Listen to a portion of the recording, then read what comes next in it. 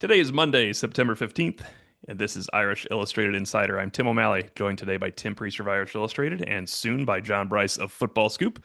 Tim, for the second time in Marcus Freeman's tenure, the Irish are 0-2 when we do one of these week 3 podcasts, and for the third time in 4 seasons, there's a loss in the first 2 games. We'll get to that later because Notre Dame has bigger fish to fry than history. Defensive issues were the absolute death knell of the loss to Texas A&M, so much to the point where I just wanted to hear what on film Marcus felt Notre Dame was doing well defensively, and he hesitated to answer because he didn't really come up with something he felt they were doing well defensively or something that was a strength at least in this press conference we had. I think we have a question on that. I do have a couple things I could throw out there, but obviously, the game was lost on Saturday due to the defense. And, Marcus Freeman was asked about would he intervene? Would he get more involved? And he ultimately said, he may do that. And I think we both, probably all of us there in attendance, interpreted that as he will get more involved with it because he has to. And he said there are new wrinkles, but not a new system. It's not on one person; it's on all of us. I think that we've come to find that it's a bit more than new wrinkles. Maybe it falls short of a new system, but there is some confusion going on the back end of the defense in particular. I thought that I saw on Saturday, and when there were 6 plays spanning more than 200 yards, and they were all in the passing game. Yeah. They weren't in the running game because that was actually one of the things they did do pretty well. Against a couple decent backs there, especially Le'Veon Moss. But I mean, it was the press conference today was very introspective. And there was talk about, remember JB, he talked about, velocity. That was going to be the emphasis in the game. And Marcus Freeman said that he didn't necessarily feel that was the case defensively. So something's amiss. It starts with the head coach. The head coach is perfectly willing to point his finger at himself, as long as everybody else does that, because that's the right way to go about doing it. But, it's a good time to be playing Purdue, I guess. And Purdue actually played pretty well over the weekend against USC. They gave up a long interception return by a 360-pound I saw that. Yeah. defensive tackle for USC. And there's just a little bit more life with Barry Odom as a head coach there, an experienced head coach who had success at UNLV, who coached at Missouri. So Notre Dame is going to have to be better. It may sound like a lot of coach speak, but man, it's absolutely necessary. Well, they were legally dead last year, so there is more life, Tim Priester, and they only played 10 guys on defense, so that's also a good idea since the other guy was 30 yards back and he was their best player on their team that didn't use. But we'll get to Purdue later. I will say that I charted every play efficiency instead of just rush efficiency. Mhm. And in the first half, 53% of A&M's plays were efficient, but they also had 12 explosives or 12 gains of over 10 Super yards. efficient. Super efficient along with their explosives. Second half, down to 6 gains of over 10 yards. Does not count 2 important penalties, I would like to point out, for efficient plays. But 32% of their plays down from 53%. So there was a big difference. Explosives went down, but not enough. The 2 penalties were, as we mentioned before, poise issues. That's execution too, poise and coaching. You can't have those penalties. Maybe not the targeting. I can't put the target on either one, either a Don Schuler or on Max Bulla or on Mike Mickens or Chris Ash or Marcus Freeman. That was just a poor call. We should delve into this Texas A&M game because I know I read your tail of the tape before leaving for the press conference, and I agree with a lot of what you said about the third quarter. I don't know why people are fighting back that they Well, played because better I in the said third quarter. I They did. Well, did. here's what I should have said. The Notre Dame defensive players made a lot of good plays in the third quarter because when you start to hint that Oh, the that Ash defensive made it. court, Yeah, yeah, yeah, yeah. exactly. And I get Gotcha. that. I get that. I Yeah, should have that's known true. better. But I should after have this known better game, I than get that. that. But Yeah. we do. This is what we do for a living, and so we're going to point out the good, the bad, and everything in between. And I thought that the defense gave them a bit of a chance in the third quarter. I've said the stats. I'm not going to say them again, Yep. but they did. They held them to, 13 plays and 0 3 on third down, et cetera, et cetera. It's in today's tail of the tape. Trust me, Tim. You used to do the grades. I went a lot deeper in the grades, and anybody looked at my grade and said your D minus should have been an F. I promise you on that one because I, I looked at every single play before I made that grade. they But can't. You mean the yeah, coach? Oh, defense. Yeah. Well, defense, the and the pass coaching. defense was. I mean, Leonard Moore existed. They made some plays. It wasn't an F. No, I mean he Well, intercepted a pass to set up a score. That's and not an F. you also scored 40 points. So you Yes. can't give the Yeah. coaching an F. They did a lot. They improved dramatically on offense. But I understand nobody wants to hear that. But please Yeah. understand that this is what we do for a living, and we evaluate good and bad and something in between. And when something good happens, like Tay Johnson's performance, which I thought was Yep. really, really good, you point those things out. I didn't necessarily think good, but much better. The offensive line was much better. I feel like they're still short of where they were not week 2 last year because they were horrendous, but short of where they were week 1 perhaps of last year. But maybe we didn't give they were horrendous in game 1. I'm sorry if I didn't say that properly. Maybe we didn't give Riley Leonard enough credit for what he did to mask any deficiencies up front. I am still surprised the offensive line, not after week 1, but if you were to take me back to August 30th and say the offensive line would have this performance week 2, I thought they would be better than this. I thought they'd be a little bit ahead of where they are now. What did you look at, tail of the tape for your offensive line? Yeah, I mean, again, all sides. I thought the offensive line played better, largely because they gave the football more to Jeremiah Love, and he ran really hard. I mean, he Yeah, ran yes. really hard, and that was really good to see. Another thing I'd like to remind everybody, just because we talk about all things in between, Notre Dame now has the two best offensive lines they were going to face in 2025 in the rearview mirror. Those were clearly the two best that they faced. So there should be a little bit more productivity along the defensive line. But man, that was an ugly display to watch overall. And I think Mario Craver is a sensational football player. Did Notre Dame make him look like an All-American? Perhaps, but I think Mario Craver did that on occasion as a freshman last year at Mississippi State. Did that in the first two games of the season. The Notre Dame game won't be the last time that guy breaks free because he's really, really good. JB, welcome in. Priester mentioned that a positive, obviously, is Tay Johnson. And I wanted to kind of go to you because you didn't get a chance on instant analysis. I mentioned Marcus Freeman said today the phrase too much, too often, probably for my taste. No, I mean, if you're an Irish backer, so too much. Could you kind of discuss what we feel like might be going on in your personal opinion on too much as it comes to the Notre Dame defense? I don't think he was referring too much to the offense. What is Marcus Freeman's among his many mantras that we now know at this point? Clarity equals velocity, and I think he indicated today he didn't see the velocity in the secondary because there's a lack of clarity, and I think that's what the finger pointing is. I don't think it's guys blaming others; it's guys trying to communicate and figure out who's supposed to be where. I think that's significant. They also were rotating safeties again, so it's not all. And then once Adon Schuler was out, you had somebody that didn't call the defense for Notre Dame last year. That's significant. So I think all of those things are factors, but Marcus Freeman emphasizing he's getting ready to be prepared to go into the defensive room more and have more input was probably the overarching theme that I took from today's press conference. I know you guys alluded to it being very philosophical, and it was in looking at examining and asking questions. How do we improve? Not just what do we need to improve, but how do we improve? And are we asking them to do too much? And we'll have the full transcript done in a little while so we can count how many times we Yeah. saw the phrase too much. But it was maybe we saw too much, maybe we heard too much today. But it's clear that there's some back end issues there.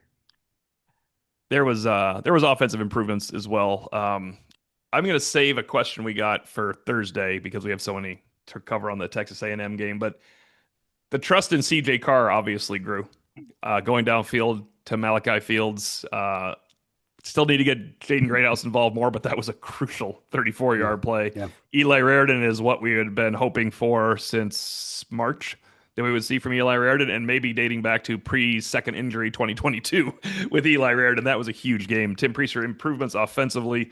When you score 33 points on offense, Yeah. you've improved from what you saw prior. Yeah. Well, first of all, I mean, dipping back to, I think, an all-time record length of tail of the tape, but the Malachi Fields versus Will Lee, the second, or Yep. is he the third, matchup was That I mean, that's big time football there. That's two guys going at it. Malachi Fields does such a great job of using his size and his physicality. He uses his hands. He tugs and pulls, but not too much to Yeah. get an offensive interference. Uses his body to shield defenders, and I just thought that was a great matchup. Loved the way Jeremiah Love ran the football. How hard, this jumping stuff has really got to. I know that it became a sensation last year, jumping over defenders last year, but if you think about it, he just can't overdo it, and I think he's overdoing it. When you got a guy that's that quick and strong and breakaway, he needs his feet on the ground in order to eat up ground, and I just think that's really it's becoming it's a habit now that he kind of has to break. There was one against Miami, Tim, going to our right, where I thought he actually almost broke it because he jumped into the pile. There was nowhere to go, and I thought he is actually going to bounce off of this entire I pile and go. I get it. But it's a tough one. I mean, it is true. You don't coach people to leave their feet as much Yeah. in traffic. And Eli Raritan is a huge easy target. He's led them in receiving yards in each of the first two games. Jadarian Price is still kind of feast and famine, right, Tim? I mean, there's sometimes where he hits it, um, and when he does, defensive backs and linebackers take terrible angles to him because they underestimate just how much speed that he has. I think we've seen that many, many times with him. But JB, jump in here, please.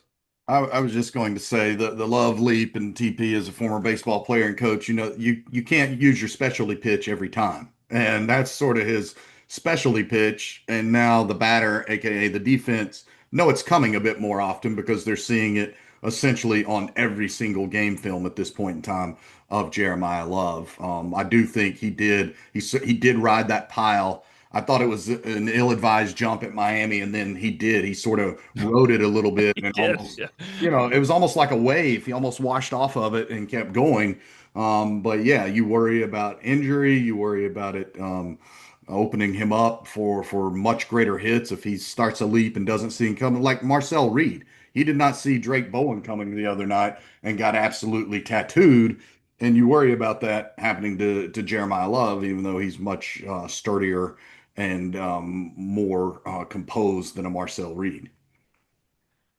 There aren't many good Notre Dame 0-2 teams, so we're not going to harp on this too much, guys. But Tim Priester, the chicken soup team, was 0-2, so we can go from there. But that's That was definitely the just the best other one. day. That's definitely the best one, by the way. When I start looking back, trying to find some positives in this, but I'm going to save this topic for segment two. I'm sorry I jumped ahead there. We do have to talk about the irony of a kick return touchdown being called back with more than 2 minutes to play and how that hurt Notre Dame. Well, yeah. I mean, if it goes through as a score, it gives the football to Notre Dame with two and a half. I think, Down by 1 point with 2.5 minutes left. yeah. I mean, you're feeling pretty good then because as bad as Notre Dame played defensively, I don't think A&M's looking at their performance on defense and real happy with it either. Either whichever team loses is the one that's more pissed off at the defense, because Yeah. that costs you the game.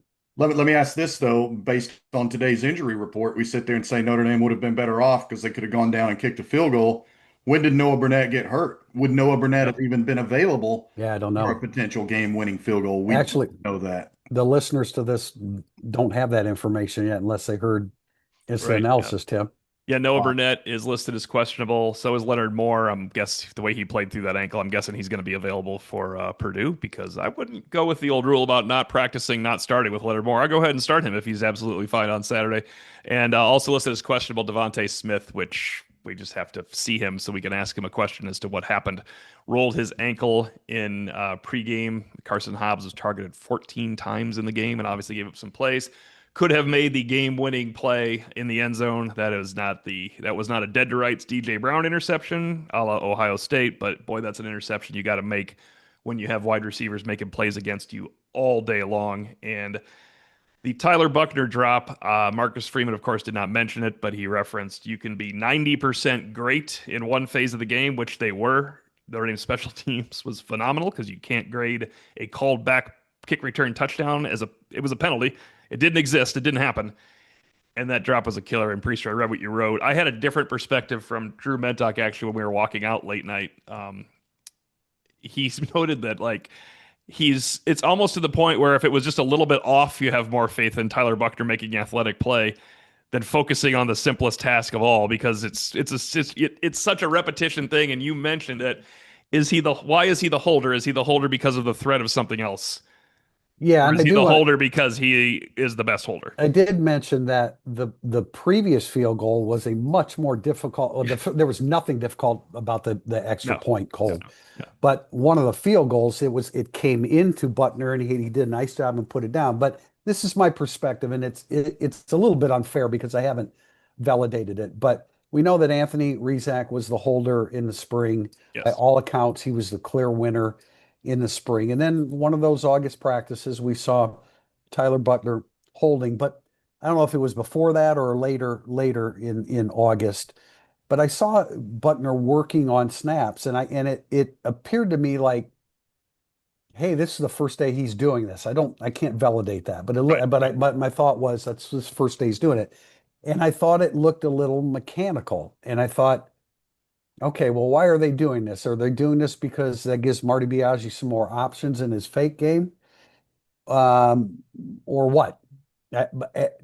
That was my impression, or that was the first thing that came to mind is, okay, that's going to give them more options. But I don't know if Tyler Butner actually, quote, beat him out Hmm. for the position. And I wouldn't have thought any more of it Until until what happened on Saturday. JB, you had heard at some point in the summer Buckner could win that job because when we do our counting down the Irish, we counted down 99 guys this time, and I made a point when there was a couple. Anthony Rizek wasn't on a couple ballots. I'm like, guys, I think he might be the holder, and you're like, well, it might be Tyler Buckner too. So probably should have been Rizek. I'm just gonna go ahead. Am I wrong about that, JB? No, I mean, did yeah, it? I Yeah. don't think you're wrong. No, go ahead, JP. No, JB, Well, I am I? mean, look, with Buckner back and back with the team, and he did it all last year, you just sort of knew they liked that option. They trained up Rezac. He'll be Buckner's replacement because he's got several years left ahead of him at Notre Dame, presumably.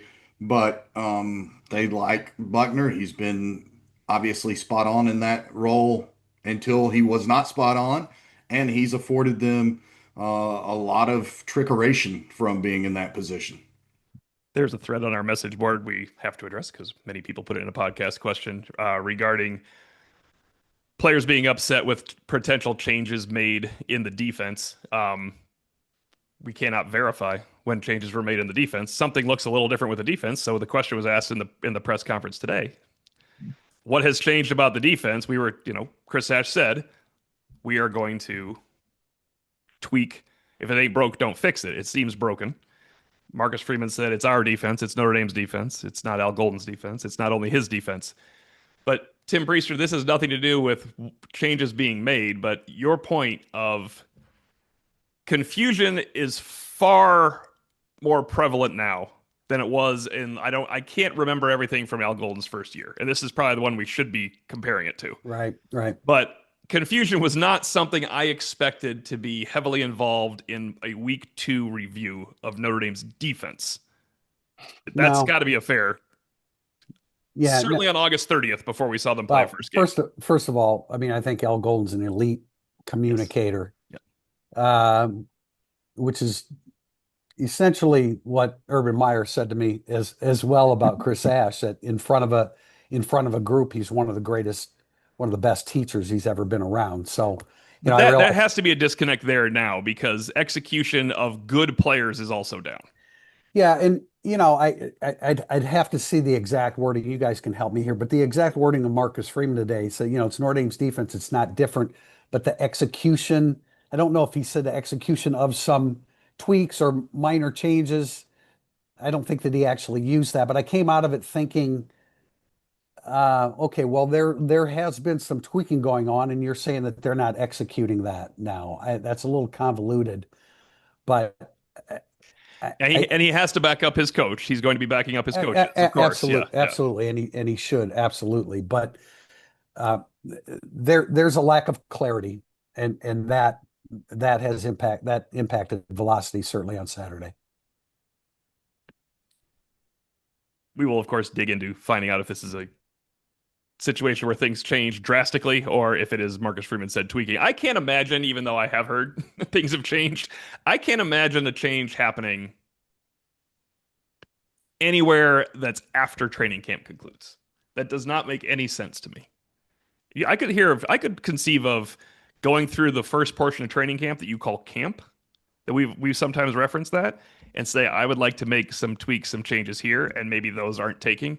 But I cannot imagine a late tweak to a defense coming from a defensive minded head coach and veteran defenders. There's multiple veteran coaches on that staff that would take. So Tim Priester, sometimes when you make it, you can make a change in your August camp because you look at it and think, I think we can do this better. The problem is now if you're not doing it better, you have to learn to, I don't know about change back is not the right thing to say, JB, but you have to learn to adjust to what's not going well, whether you thought it would enhance or not. Right. I was getting ready to use the word enhance because that's a Marcus Freeman buzzword. And he talks about enhancing what we do well, improving what we don't do well. But again, also I'll go back to just the opening moments when I was finally able to join you guys. Apologize for being late, and that is clarity equals velocity. And Marcus Freeman, bless you, builds his program on builds his defenses, wants his defensive identities to be physicality and playing with velocity, which equals aggression. And we have not seen that enough. And we particularly have not seen that when you see live, DBs are communicating all the way up to the snap, and then you rewatch the game and you see it occurring with some regularity, then clearly there's not clarity, and that's denying velocity, and then that's allowing speed to torment you by the opposition. Marcus Freeman said today, you do it until you can't do it wrong. No. And so if you're making late tweaks and changes, I guess late camp could be a problem then. That's yeah, for sure, I mean, right? it just is. And then, I mean, we've been talking about the safeties, and we've said this all along. Xavier Watts was the biggest loss.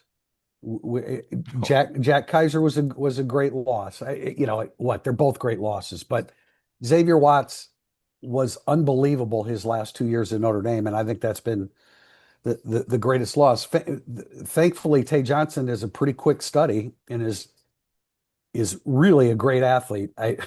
He may never be Xavier Watts, but look at it this way: he's ahead of Xavier Watts at the exact same stage. Well, of their lives. there's no doubt about that, and there's one play, and I clarified it in tail of the tape because I didn't want people to say, "Oh, you're saying he's the next Kyle Hamilton," but there was a break on the football that was so decisive and so quick. I know he's not quite as long as Kyle Hamilton. I thought that's Hamilton light because that was decisive. It was quick, and there were plays in that game Saturday where Marcel Reed chose not to throw in an area where it looked like Tay Johnson was going to be.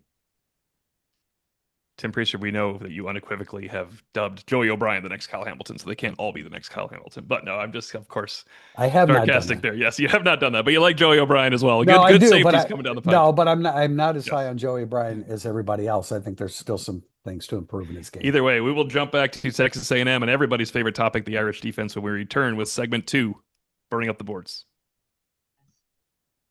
Segment 2 of Burning Up the Boards is brought to you by the RV Manufactured Housing Hall of Fame in Elkhart, Indiana. In addition to the museum and various exhibition halls, the campus is open to the public for free camping and is less than an hour from Notre Dame's campus. No reservation required. By the way, guys, it's a lot closer than an hour. I have noticed that on the toll road. Whether you're looking to learn more about the history of recreational vehicles in the Kinlan Library or simply for a cost-effective, interesting place to stay on your family road trip, the RV Manufactured Housing Hall of Fame can provide exactly what you're looking for. Our first question. Also, real quickly, that was also partly due to the fantastic conversation you had with your tow truck driver. So Yeah. Tom was flying, but point well taken. It is much closer. That's a great point. I just the whole thing. We should have stopped in the Kidland Library. That's for sure. But to begin segment 2, it's about the defense, guys. So two-parter here from Jim Bonney, CRS. The one thing consistently talked about from last year's team was culture.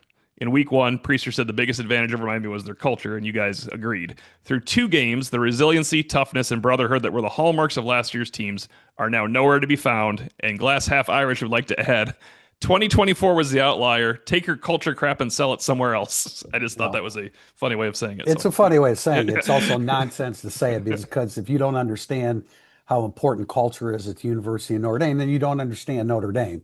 But fair enough, funny enough, and we like Glass Half Irish, his tag as well as his contributions. But it's a fragile thing. Apparently it's a very fragile thing, and I still think that culture is massively important in Notre Dame. But when you're making tweaks to the defense before the season starts, you can unsettle culture in a lot of things, clarity and speed and quickness, et cetera, et cetera, et cetera. But something's off here. Now again, Notre Dame shouldn't be opening at Miami and playing Texas A&M. They lost by 3 and they lost by 1. They need to start winning at home more consistently, and they haven't done that against teams that they should beat and some teams that have been a little bit more difficult. But culture is important in Notre Dame, but it's a very fragile thing.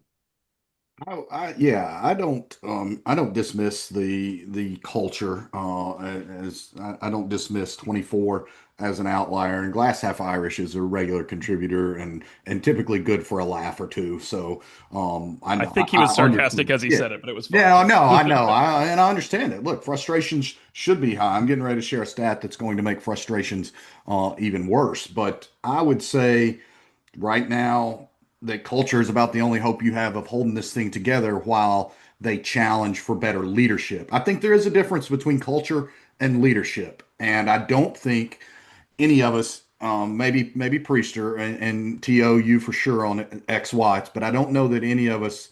I'm guilty of not giving enough emphasis to the loss of leadership, particularly on the defensive side of the ball. And I think we're seeing that right now.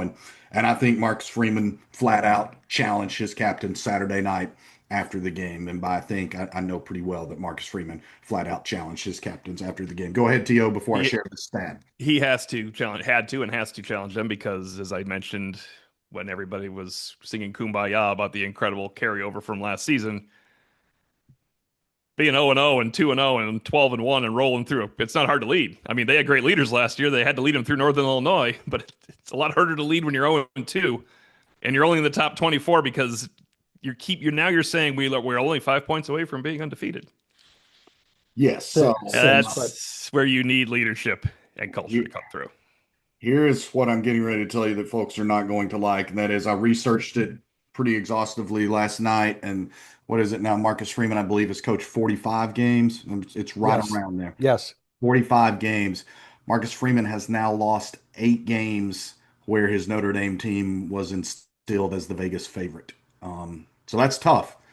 He's had some upsets in there where he's won, but almost pretty close to 20% you've lost games that you've been favored in your first 45 games. 8 times as the Vegas favorite, Notre Dame has lost football games, starting with the Fiesta Bowl, where they closed as a small favorite, and then obviously going into that next season against Marshall and Stanford, and I forget. You got Louisville, you have Louisville.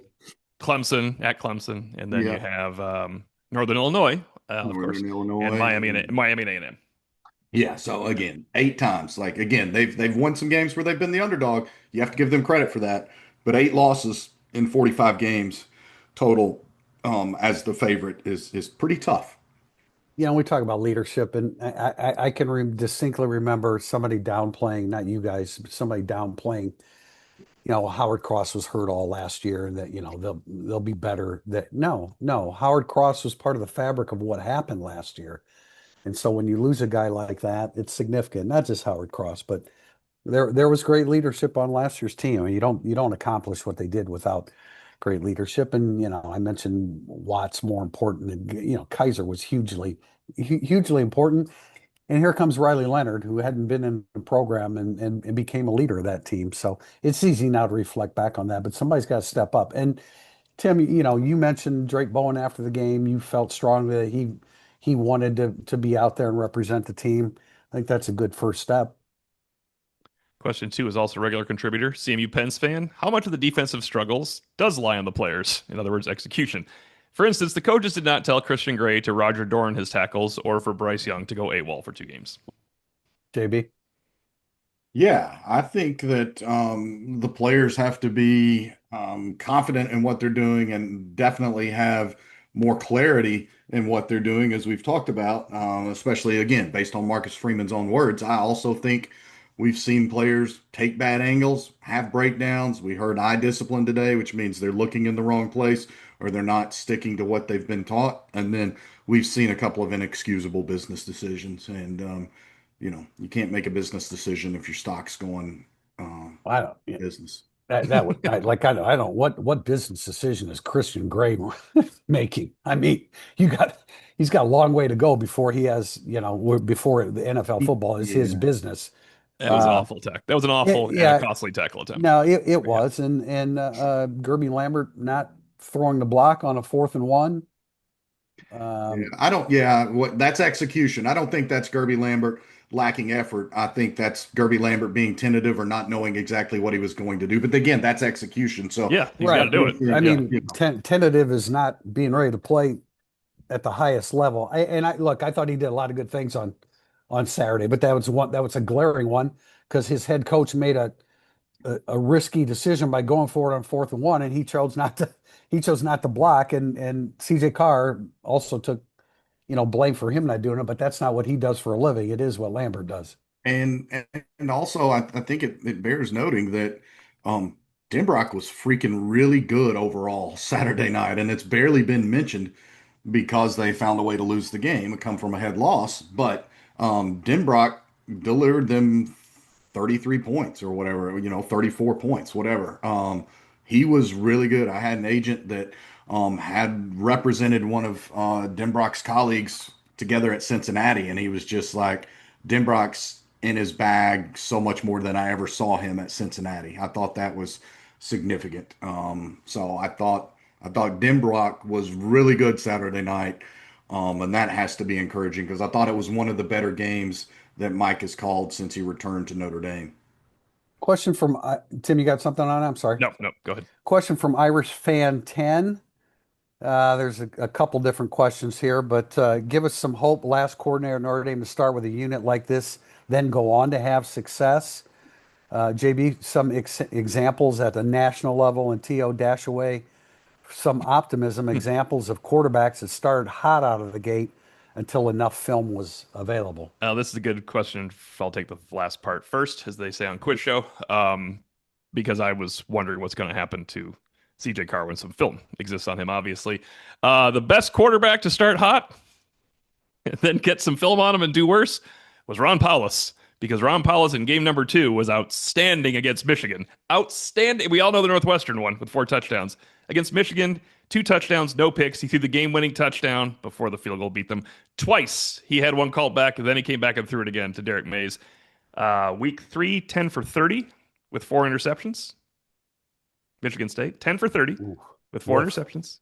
Week 5, 5 for 21 at Boston College. woof. I bet he had Yes. pressure on him. I bet he had a fair No, amount of pressure. But like pressure from the defensive front. yeah, no, that's yes, yeah, no, that's what I meant too. Yeah, there, but that is, I think Paulus's Michigan game's overlooked. So that's the number one guy to get some. I don't think we're going to see that from CJ Carr, and it won't be Mike Mamula sitting on him in week 4. But never know, Arkansas's got some athletes too. But that's there's your dash away hope. Ron Paulus started this great, and then they saw film on him. He was Here, awesome against Michigan. well, go ahead, John. I was just going to say, since T.O. had alerted us to this question this morning specifically, I tried to reach out. So I reached out to 3 different agents. I reached out to a couple of different college coaches. I also flat out refused to use Sharon Moore at Michigan because they were cheating. So I'm not going to Good say call. he started out terribly and then started cooking because we don't know how much of that cooking was aided by having the defensive recipes. Kendall Browse and Jeff Levy were brought to my attention as any of the Baylor guys typically struggle. That's on the offensive side of the ball, but they Yep. typically struggled and then got really good. Jim Knowles was not a home run hire at Ohio State when he first got there from Oklahoma State, and there were a lot of frustrations there. And then obviously he was a huge component in Ohio State winning the national title. Also, Ohio State last year, Chip Kelly and that offense had some very early growing pains and had some late growing pains in losing that game to Michigan before he dialed it up and helped lead Ohio State to a national championship. I would also point to the University of Tennessee, a couple of different examples. Tim Banks has been there the entirety of Josh Heupel's time. He was really, really bad early on, really bad. And now he's a guy that's considered overall a future head coaching candidate out there. He nearly got the MTSU job a couple of years ago. Now, Mike Bobo cooked him on Saturday, and loyal listeners of which that we are blessed with many of this podcast know my thoughts on You're a Mike big fan, Bobo. aren't you, JB? I'm a fan of Mike Bobo, the human. He is a splendid human being. I am not a tremendous fan of Mike Bobo, the play caller, but he did do work on Saturday. However, Joey Halsey, who Tennessee fans wanted fired all last year, he was the replacement for Alex Golish when Alex Golish left and took over South Florida. What Joey Halsey did Saturday to Georgia, we've hardly ever seen anybody do to a Georgia Kirby Smart defense. Ever. And I mean, Tennessee just absolutely worked them. They had 21 points in the blink of an eye in the first half and should have won that game. So those are some of the ones. Buster Faulkner is another guy that started really slowly as an offensive coordinator, and now I think he's another guy that I'm hearing very strongly, even from agents who don't rep him. I'm hearing he'll have a chance to be a head coach in the upcoming cycle, and he's doing great work at Georgia Tech. So those are just a handful of examples. One more I would say, and this was brought to my attention by somebody in Cincinnati. It's unclear if Mike Denbrock got fully demoted late in his tenure at Cincinnati as Luke Fickell's offensive play caller, but there was a point in time where then Gino Guidugli got way more involved in helping to call the offense, and then Denbrock goes and helps Jaden Daniels win a Heisman at LSU, becomes Football Scoop's offensive coordinator of the year for 2023. And then, as I mentioned earlier, absolutely cooked. And then that same game, Colin Klein. How bad was Colin Klein last year against Notre Dame and some early season struggles that they had? But Colin Klein was pretty good, especially against a Notre Dame secondary that lacked velocity Saturday night. Tim, who was the coordinator that you have that Bob Diaco.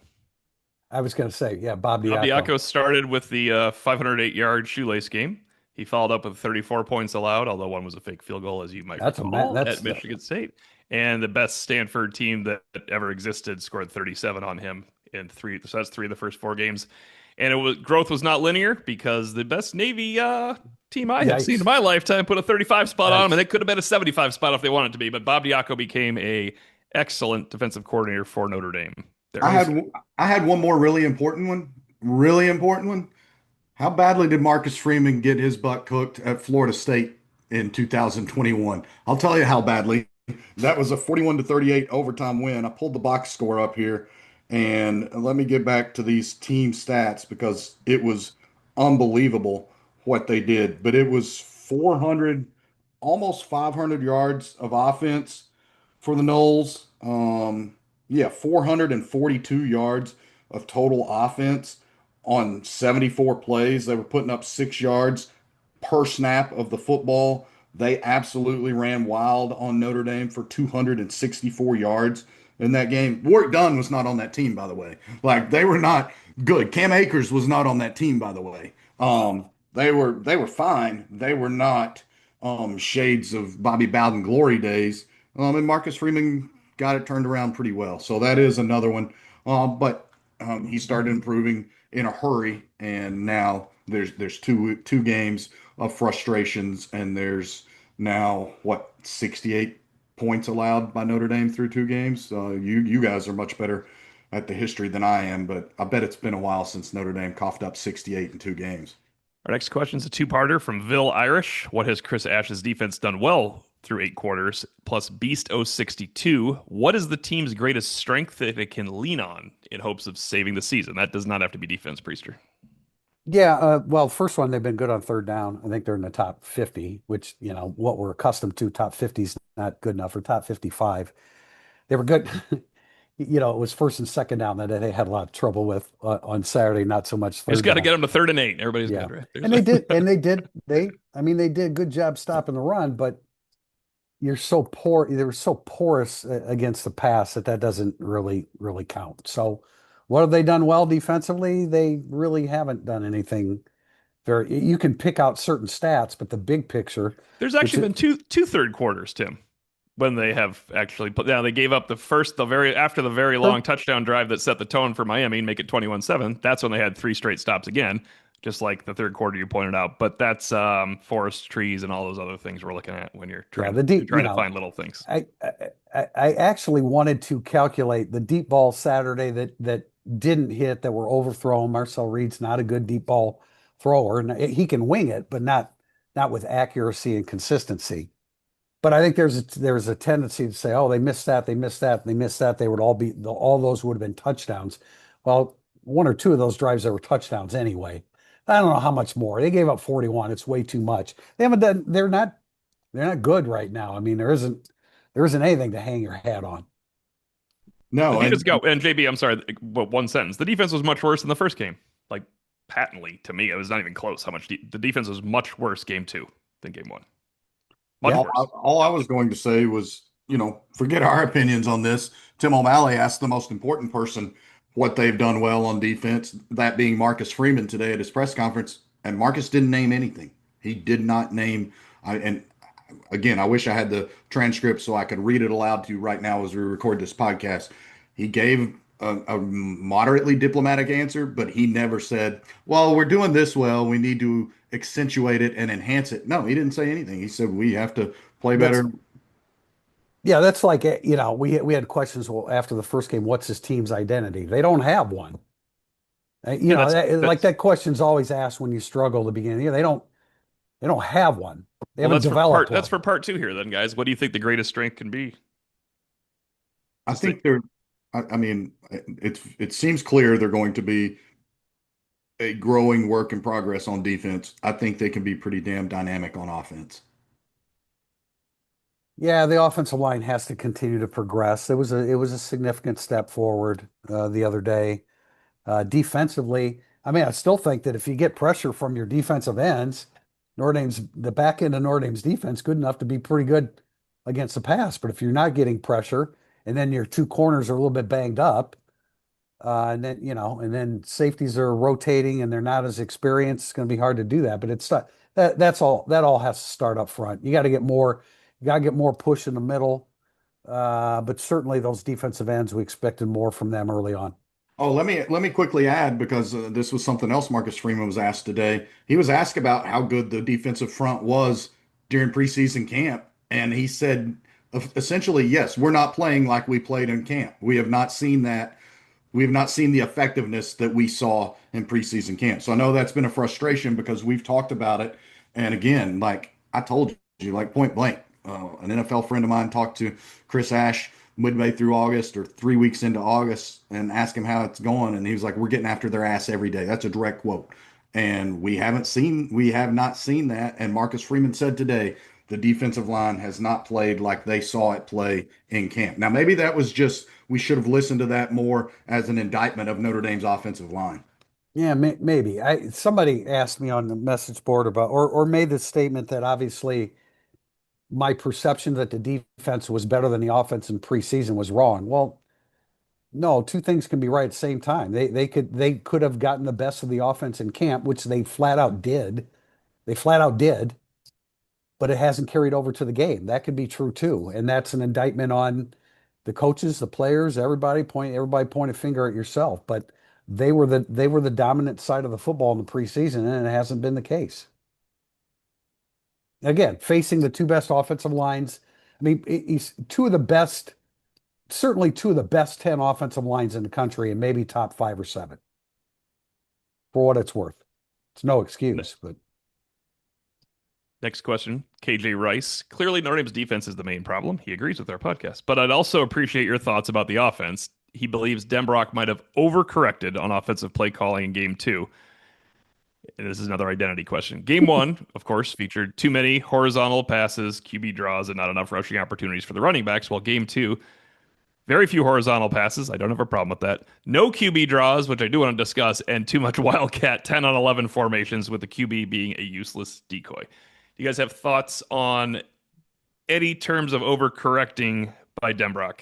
I have a thought on QB draws, but I'll give you guys cede the floor. I did miss the QB draw a couple of times. You can overuse it, I thought they were really good in game one at utilizing it and picking some really choice moments to utilize it. We heard Marcus Freeman say today, we don't want to get CJ Carr killed, and that's not to diminish what we asked Riley Leonard to do a year ago. Riley Leonard was a fifth-year senior at that point, not a redshirt freshman. And so he had been a grown man for a bit, and in college. CJ Carr will never grow to be Riley Leonard's grown man level of running the football up the middle. Exactly, Doesn't matter what he exactly. But does. I Nor did, will Kenny Minchie. So yeah. But I did now, and I don't know that the A&M defense is any faster than the Miami defense whatsoever. So, and they ran Carr effectively against a fast Miami defense. So I did miss it. I thought there were a couple of opportunities, and I think I even muttered under my breath in the press box, "Oh, QB draw," which I like to try yeah, and I did. predict the QB draws, and I called a couple correctly at Miami. I did obviously not call any correctly this past weekend. I didn't. I mean, I don't know why too many Wildcat. Tim and I sitting together and like we snap the ball, snap the ball. It's like you're waiting Yes, for it and just yes. snap the ball and get going. And there's a better usage of You're not reading. Carr Jeremiah than Love's not reading out stuff. Snap the ball in right. Wildcat. Yeah. Yeah, exactly right. And let him plow forward. And if he gets a crease, he could take it. But yeah, I mean, you overload on one thing in one game and overload on another thing. And look, we're not taking into account what the defense is doing and why those decisions are made by highly educated offensive people that are play callers. But I mean, I don't, I, it was a pretty darn good offensive performance Saturday. I don't think there's a whole lot to come out of that complaining about. you know, I I'm not complaining about it. I think that the vertical stretch is much more important, but I do think mixing in. I said you maybe three times during the game. This has to be phase on a quick look right now. Yeah, no, I think that's very important to mix in. It's I just more agree. important to mix in the downfield stuff. Like if we're gonna sit here and complain about something, I'm gonna complain to the heavens about the Miami game plan. I'm not gonna complain about any overreaction potentially for a Texas A&M tweak game plan. But yeah, I mean, I feel like when they're really cooking, there's going to be more stuff between the hashes. It's not all going to be a shot downfield one-on-one to Malachi Fields. I mean, they were able to scheme Eli Raridon and Jaden Greathouse wide open with beautiful routes. So people have to recognize that as well. But the Jeremiah Love wheel route. I mean, Jordan Faison literally took a defender's eyes away from Jeremiah Love because he crossed underneath. First of all, that's a mistake. You can't It is. take your eyes off Jeremiah Love going down the right rail like they did. But yeah, I think you're just going to see the offense evolve more. But would be splitting hairs right now if I said that they overcorrected. Um, let's see, what do they have? 10 throws downfield. So I got my more than Pete Sampson wanted. I got my 10. I said 7. 5 throws mid range. And once again, it was the throw short that got CJ Carr on a turnover.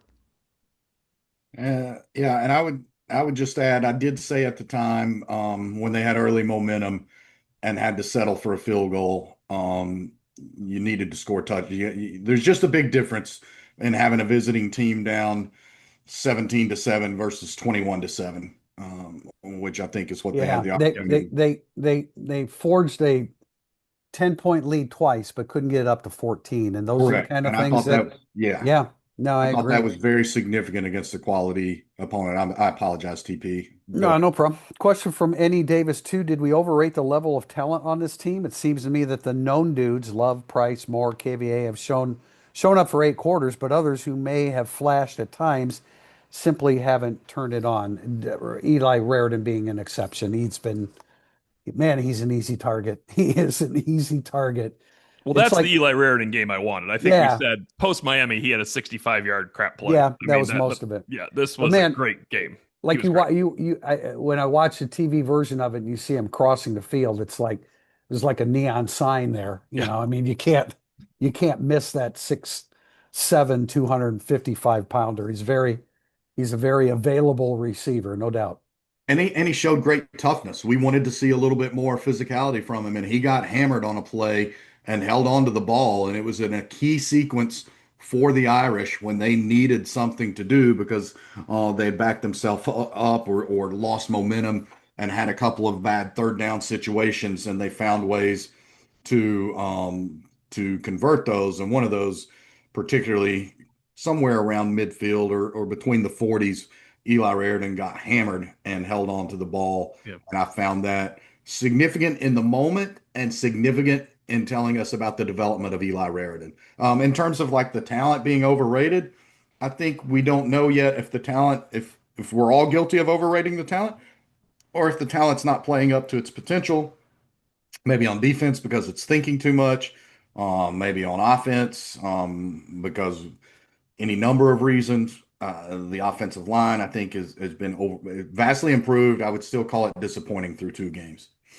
Oh, vastly improved game 1 to game 2. Yeah, I think it's a legit question, but I know they're 0-2, but I think it's too early to start saying like what I don't think Bryce Young is overrated. He hasn't launched yet this year. Yeah, I think it's time for Bryce Young to launch, and I'm going to go back to the too much thing. I think they ask too much of Christian Gray in coverage. Well, it's They probably treat him like true. he's Leonard Moore. Yeah. Did you read what I said in Tell the Tape? The worst thing that No. ever happened to Christian Gray was that Benjamin Morrison and Yes, Leonard yeah. Moore came to Notre Dame. I mean, I know And they have faith in him. They really have faith in Christian Gray. Sometimes it's almost too much faith in Christian Gray. First of all, when you're one-on-one on the field side, there's a lot of room, right? yeah, And there's a sometimes ton. the safety is just not get. I would let Leonard Moore be the guy to say go ahead and test him and see what happens one-on-one. Maybe that's the safety not being clear on things. That we're going to keep saying things. People aren't clear on things until someone on the Notre Dame coaching staff tells us they are clear on things. Because I'm not sure we've overrated it, Tim. I don't. It's too early to say that, but I'll say one thing: personnel got to put in the right spot too. Well, that too, and Yeah. it's time to launch for some players that Yes. are Yes. highly touted. Question from R. Kenny Irish One. CJ Carr was given the chance to throw to different routes and further downfield in week 2. What would you like to see him develop before USC? I'd like to see him develop for Arkansas. Very importantly, not USC. There's some games there that are Yeah, he going to be can't he tight. can't have one of those 10 for 30 games on the road. And that's always I mean, that's always a Yeah. concern for a young quarterback. Yeah. I mean, a little bit more pocket presence. And on the interception the other night, it wasn't a horrible throw, but he was delayed in making a decision, and there was a running lane there for him earlier. Like when the protection was such, and A&M had sort of vacated that there was a running lane there. And then when he finally decided to run, good for him for keeping his eyes downfield and seeing Price. But if he'd have made a split second sooner decision, which I'm sure is coming, then I think he could have run that ball and picked up positive yards. And Notre Dame lives to play another down, and you're not behind the sticks and any number of things. So he's showing. I thought the way he throws to different levels of the defense really emerged on Saturday night. He put some throws over the linebacker and in front of the defensive backs that show incredible talent and touch. That's one of the most difficult throws to make on the field, and he did it multiple times. When you can throw into the different levels, I thought that was a really significant moment of growth, or even probably not as much growth as in-game affirmation of what has been seen on the practice field. All right, guys, I'm going to bounce and let you Yep. finish. Tio's we're 5 o'clock. gonna See you. JB and I are gonna finish up here. Tio, we'll catch you later. I do want to say this, John. 2 games at Miami, Texas A&M at home. I'm thrilled with what CJ Carr is doing. Like you listen to the Noah Eagle, they were like, doing some good things, doing some bad things. Yeah, because he's in his second career start against a quality, SEC program. When you add it all up, first time, second time starts, I think he's doing a really, really nice job. Is he going to get picked? Yeah. Is he going to make some bad decisions? Yeah. There could have been a second pick where Cassius Howell, dropped into a zone drop there and could have made that interception. But you add everything up, his ability when he has a clean pocket and somebody's open, he is going to drill it to that guy. And I think he's done a great job for his first 2 starts. He will be better, he will be greater, but for first 2 starts, I think he's done a really, really nice job. And I thought he threw some guys open Saturday night. Again, like throwing into those different levels of the defense, he was able to throw some guys open. Honestly, he threw Faison open on a sideline play, and Faison just couldn't hold the ball. Initially, I thought the ball was too low, but replay and review showed that was a great throw, and Faison needs to hang on It to it. was, and you know what? I commented that on Tail of Tape today. that's a ball that look, it's a hard catch for Faison, but that's a ball that he's dropped a few times in the last couple years. He's a smaller receiver. It's easier for him to go down and get it. And I think, Jordan would say the same thing. I should make that catch. He needs to make that catch to take the next step in his evolution as a receiver. We have a question from Ricky Gard. In Marcus Freeman's 4 years, in the first two games of the season, Notre Dame is a combined 3 wins and 5 losses. 0-2 in 22, 2-0 in 23, 1-1 last year, and 0-2 this year. That's one good win. Why do you think it takes this team so long to settle in? That's a really good question. I would point to the story that I did right before the season started that showed you that I think Notre Dame leads the country in the most consecutive years that it's opened away from home. So I don't think Jack Swarbrick and Pete Bavacqua have done this football program any great favors by the Irish seemingly never getting to open at home. Again, you have to go all the way back to I think the truncated COVID season to find the last time that Notre Dame opened a season at home. And I wish I had the story handy or had my research, but it was unreal how many times that not only have other teams that were in the top 15 or top 20 as I researched this story and used this year's beginning top 20 or top 25 to look at, it was unbelievable how few of those teams had even played neutral site games to open the season, let alone having gone into the Lions Den, which is what Notre Dame did in 22 to open at Ohio State. It's what it did in 24 to open at A&M, 21 to open at Florida State, and 25 to open at Miami. And then sprinkled in there in 23, you had net or 24, whenever it was, it all runs together. You had Navy and Dublin, Ireland. But otherwise, again, like and Marcus said, "Hey, we lean into that." But if you're asking me if I'd like to open a game at home, he laughed going into week one. It's like, yeah, of course you want to open at home, and when you're building your program and you're finally getting a quarterback who's going to be your multi-year quote unquote franchise quarterback, the position that Notre Dame's now in. You're not having a Riley Leonard or a Sam Hartman or a Jack Cohn who've played a boatload of games elsewhere else to come in and help you. You're having CJ Carr make his first ever start, or even Riley Leonard made his first start for Notre Dame at A&M, and he hadn't played ball in 11 months because he was injured and didn't get to finish the previous season. So, if I'm Notre Dame, I'd like to open some damn seasons at home.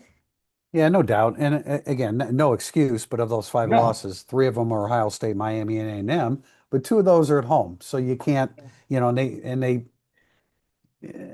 And well, I'm and sorry, one was at home opening. No, they did play Ohio State at home in the first month. So yeah, you just what is the reason? I don't know, young, inexperienced coach not hitting your mark coming out of camp. I'm not sure that I know the answer to that right at this moment. Certainly the scheduling, that Miami game this year was supposed to be played last year. That was going to be near the end of the season, I believe. One has the feeling that last year's team would have been better, obviously better prepared to handle that, but that's because we know they won 13 games in a row and they didn't play Miami at the end of last year. But yeah, I said it in my column after the game. It's just that, you don't you say, okay, well, you open with Miami and A&M, we'll deal with it. But then when you lose both games, it's like this is a little bit unfair. And I know Notre Dame's an independent, so they've got to go the extra mile with things. But you got to find a way to ease into the season. At least one of the. It doesn't matter whether it's the first game or second game, because there are teams that are playing big games in the opening game. But your second game, it can't be. And I think A&M has a chance to be. Their defense isn't real staunch this year, but I think that offense has a chance to score a lot, and they can win a lot of games. Yeah, and I think their defense will improve. I mean, Mike Elko won't go a season without helping that defense improve. Yeah, I agree. I think as the season goes on, that there's some good players on that defensive line that can be, a little bit better cohesively. We're going to wrap up with a question from Malloy on base, and that is this question. You are Marcus Freeman at 4 a.m. Sunday morning after rewatching that game. You preach challenge everything. What are the first three things you are challenging? That's a really good question, Yeah, it though, is. Bates. I like that a lot. And I would note that the Irish Illustrated Football Scoop team asked Marcus Freeman today, as he talks about challenging everything and having to do better. He was asked specifically, how does he challenge his coaches, including himself, to be better? And Marcus Freeman said pretty emphatically today he's going to be more involved in the defense and be in the defensive room more. And I think that's one way that Marcus Freeman has to challenge everything and challenge himself. What positions are out there that need to be challenged for starters? I think there's a couple, and then they said it would be a challenging competition at place kicker this week if Noah Burnett is not able to go. And I think we already discussed he challenged his leadership immediately after the game. How much is he continuing to challenge that, and how much is he continuing to challenge his coaches? I think there's an awful lot to challenge when you're 0-2 and you've been close, but you've also been guilty of just some really bad breakdowns. And I made the point, not the same, but Tennessee at home was lamenting a missed field goal on Saturday that cost it a chance to beat Georgia for the first time in a decade. Well, at a false start penalty that moved that field goal back 5 yards from the 20 to the 25, which then made it a 43-yard field goal. I looked the stats up.